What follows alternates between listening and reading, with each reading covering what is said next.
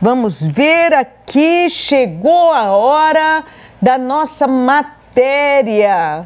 A matéria sobre comunicação não violenta, comunicação não agressiva. Será que tem pessoas que estão se beneficiando tendo uma comunicação agressiva? Tudo isso é o que nós vamos ver na nossa matéria. Vamos lá?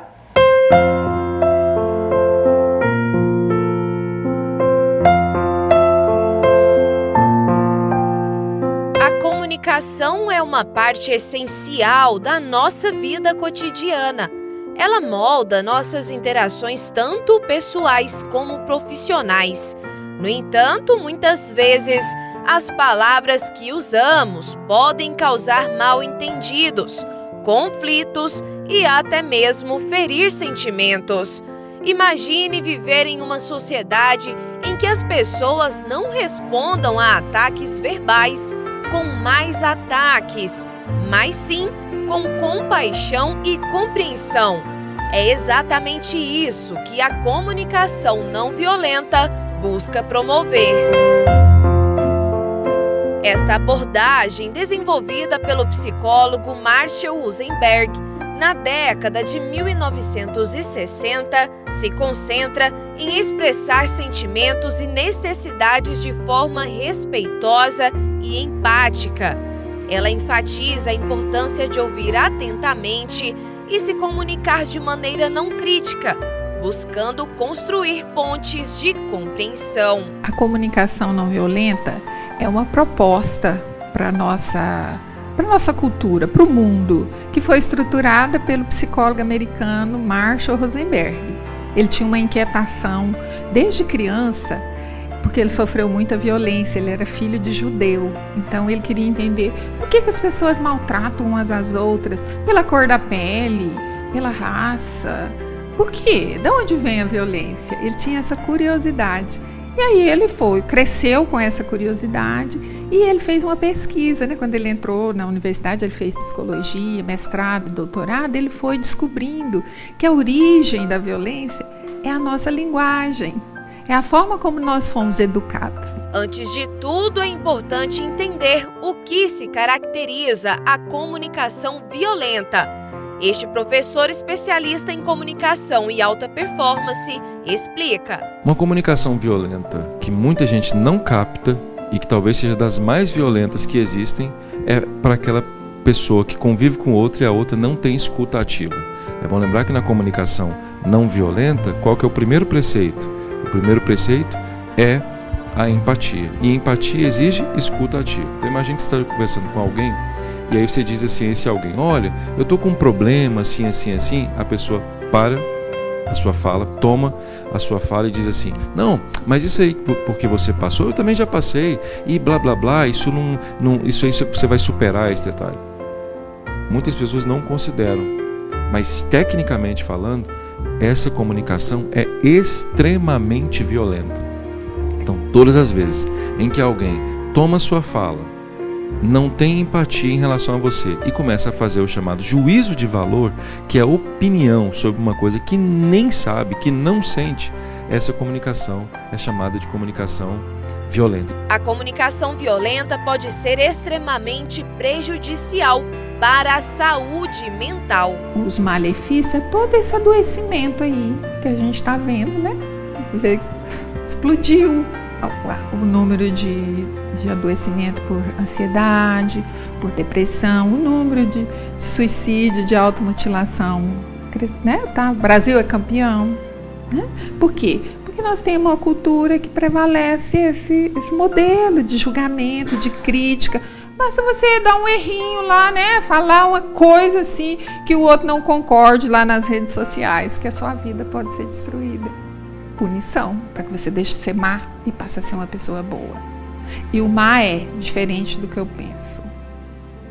Só que o Marshall diz uma frase que ela é bem conhecida e importante, né? Que é: todo comportamento trágico, né? Toda ação humana tem um único objetivo: atender às necessidades.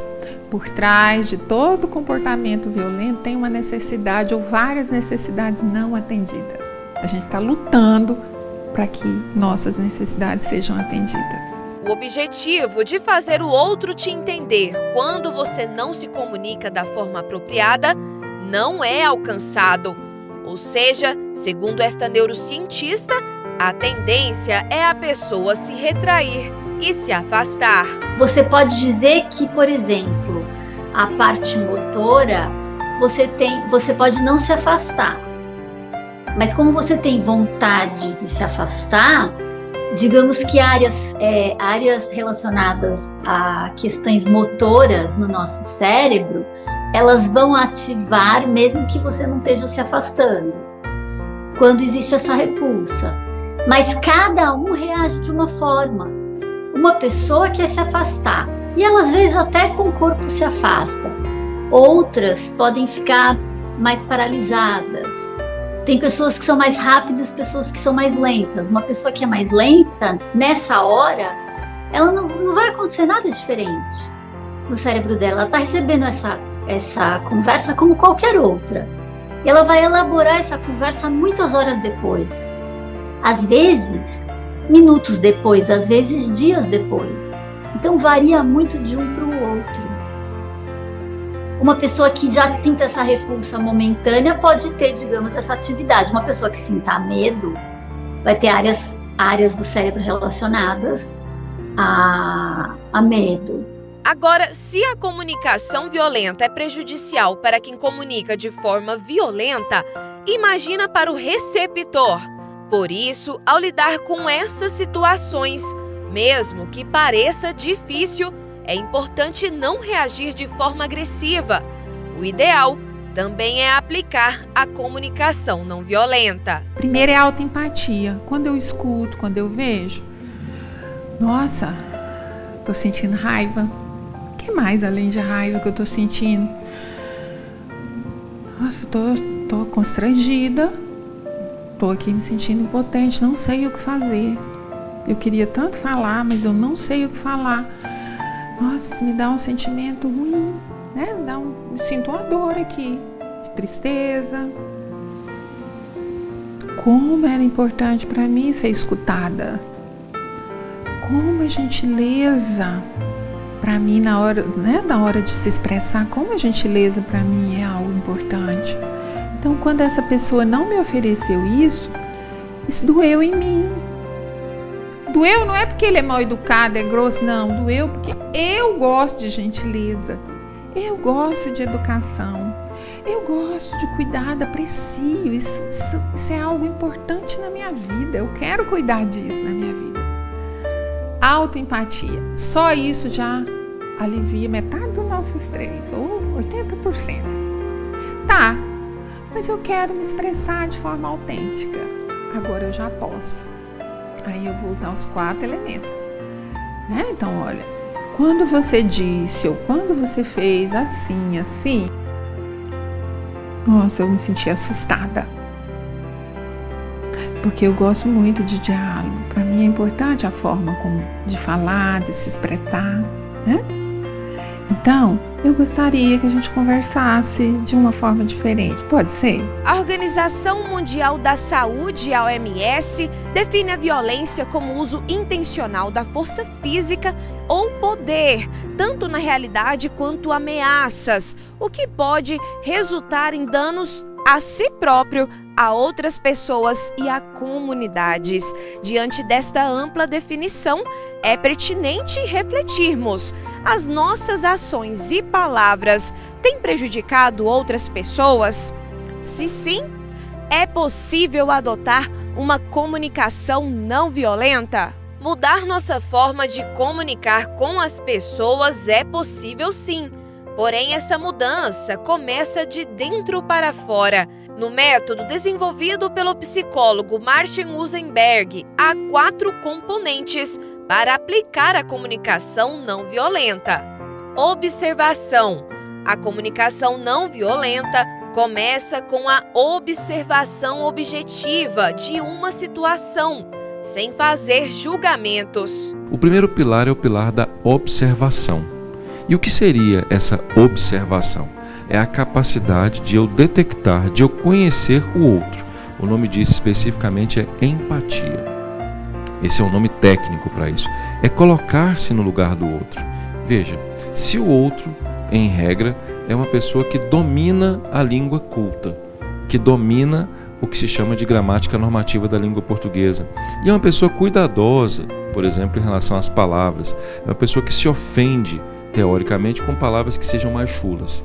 Se eu tenho empatia, qual é a lógica? A lógica, evidentemente, é que eu me utilize dessas mesmas palavras com essa pessoa, para que essa pessoa, teoricamente, não se sinta constrangida.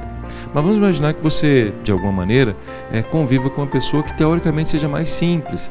Essa pessoa não conhece a norma culta, ela conhece a variante coloquial da língua.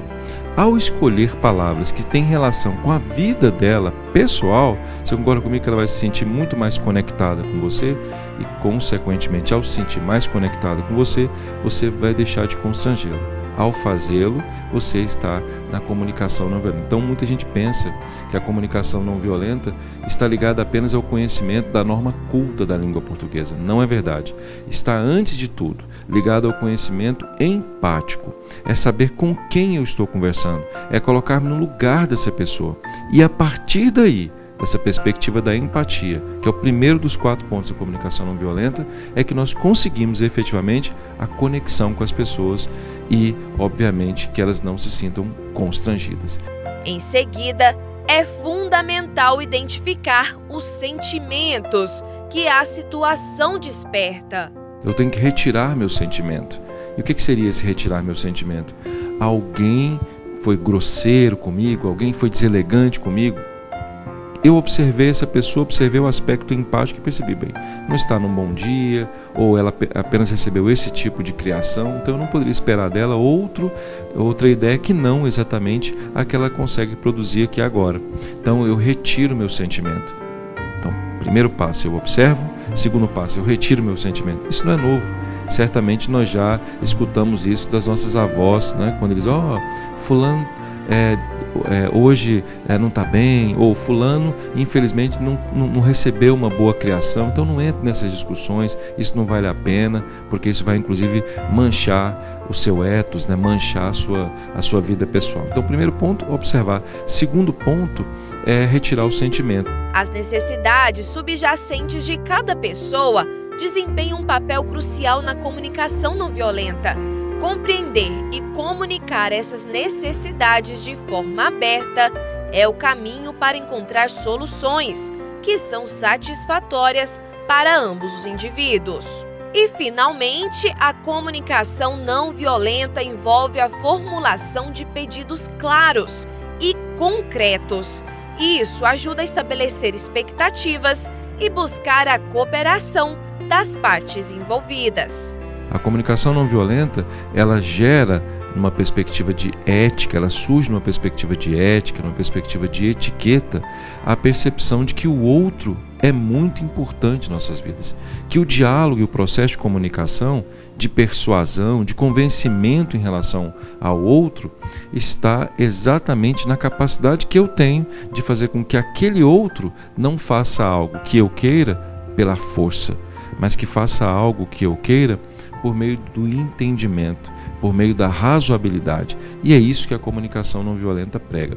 Ela prega não exatamente a não discordância, não é isso. As pessoas podem discordar, mas como é que, teoricamente, eu faço alguém que nem estava pensando em fazer alguma coisa, ou não queria fazer alguma coisa, que essa pessoa faça aquilo que eu entendo que seja razoável, sem que ela se sinta constrangida. Isso é comunicação não violenta. A comunicação não violenta surgiu como uma abordagem poderosa para promover conexões mais saudáveis e harmoniosas entre as pessoas. Walter buscou conhecimento sobre a comunicação não violenta e atualmente tenta aplicá-los ao máximo em seus diálogos com as pessoas. Um exercício diário. Você nunca vai poder dizer que você é o maestro, é o rei da comunicação não violenta, é a pessoa que tem a comunicação mais elegante do mundo, porque isso tudo é um exercício, uma busca diária, né? E não existe perfeição absoluta nisso. em alguns momentos você mesmo vai ter uma dificuldade emocional. E você vai ter uma tendência de ser mais violento se você não tomar cuidado. Mas se você tiver consciente de que naquele dia você não está bem, você até mesmo evita conversar muito, você se retrai um pouco. E isso porque você conhece seus limites também. Acho que a comunicação não violenta, ela não é só sobre agir, mas ela também é sobre, muitas vezes, silenciar. Quando você estabelece comunicações não violentas e faz disso uma prática, um hábito no seu dia a dia, é evidente que você evita se colocar em situações emocionais que vão te trazer desconforto, que vão te fazer ficar triste ou raivoso, né? É algo, para mim, funciona muito. Todas as vezes que eu penso antes de conversar, que eu olho o outro, que eu vejo por que ele está passando por aquilo e tal, eu percebo que isso acaba trazendo paz de espírito para mim. E paz de espírito todo mundo sabe que não se compra, né? Se houvesse uma loja de vender paz de espírito, acho que essa loja seria uma absoluta campeã de vendas no Brasil, né? Letícia é uma psicóloga experiente, mas sentiu que precisava aprimorar ainda mais suas abordagens com os pacientes. Ela decidiu, então, fazer o curso de comunicação não violenta, conhecido pela nomenclatura CNV, o que a inspirou a aplicar essa forma de se comunicar na vida pessoal e profissional. Inicialmente foi autoconhecimento mesmo. Uma amiga me indicou o livro básico da comunicação não violenta e a partir daí eu fiquei encantada, procurei o curso e a partir disso eu segui estudando, pesquisando vídeos, aplicando na minha prática tanto na vida pessoal quanto na vida profissional. Ao aprender sobre a CNV, Letícia percebeu como a empatia e a escuta ativa eram essenciais para construir relacionamentos saudáveis. Ela começou a praticar a CNV com a família, amigos e colegas, buscando uma compreensão mais profunda das necessidades e sentimentos deles. Pessoalmente, quando eu fiz o curso, uma das atividades era a gente reconhecer qual a necessidade que existe em nós por trás da raiva. E eu me lembro que a primeira vez que eu senti raiva depois desse exercício, eu fiquei assim, não é possível, não tem necessidade nenhuma, é só raiva mesmo, é pura raiva. E na verdade a gente sempre tem algo que não foi atendido por trás dessa raiva. Então, fiquei com raiva de não receber parabéns no meu aniversário. Eu tinha necessidade de atenção nesse dia, mas normalmente a gente foca nessa emoção da raiva, né? E não consegue olhar por trás dela.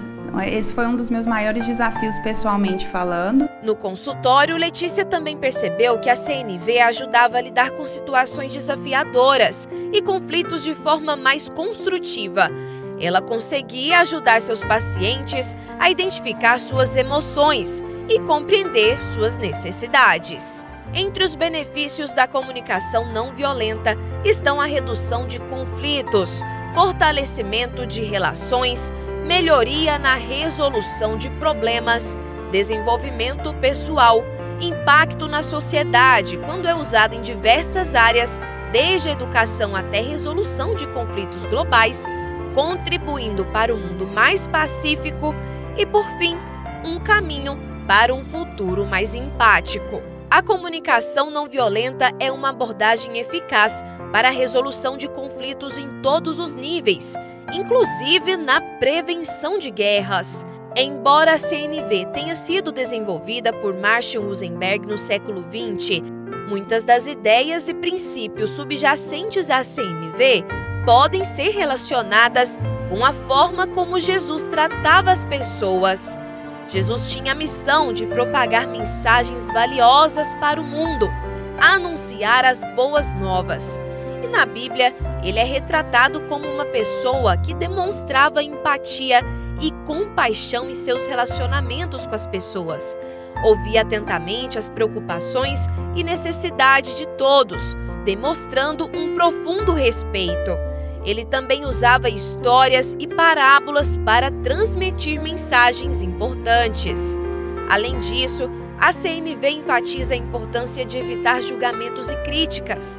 Jesus frequentemente exortava as pessoas a não julgarem os outros e as tratar como gostariam de ser tratadas, refletindo assim a ênfase na compaixão e no respeito mútuo, que é a central para a CNV.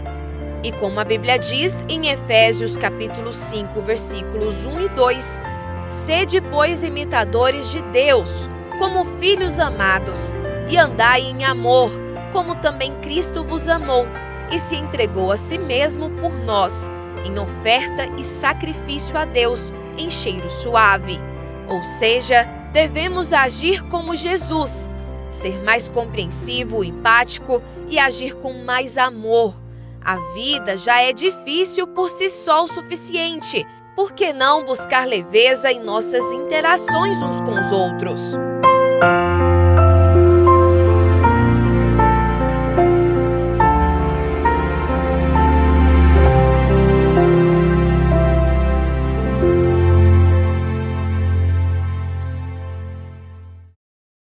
Viu só? Eu acho que você, como eu, aprendeu muito com esta matéria maravilhosa, mas ainda vamos discutir mais durante o programa sobre comunicação não agressiva, comunicação não violenta. Eu espero que você esteja aprendendo. Todos nós precisamos aprender.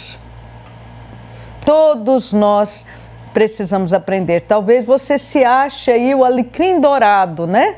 Alecrim dourado que nasceu no campo sem ser semeado. Não, mas talvez você esteja, de alguma maneira, usando de comunicação agressiva, violenta. Ou, quem sabe, você está se sentindo acuado por alguém com uma comunicação violenta. Seja como for, você não perde por esperar, porque ainda temos muito a discutir durante este programa. Muito obrigada a todos os participantes da matéria, não é? Psicólogos, professores, especialistas em comunicação, neurocientistas. Muito obrigada por todos os participantes, todos vocês que nos permitiram gravar essa matéria com vocês.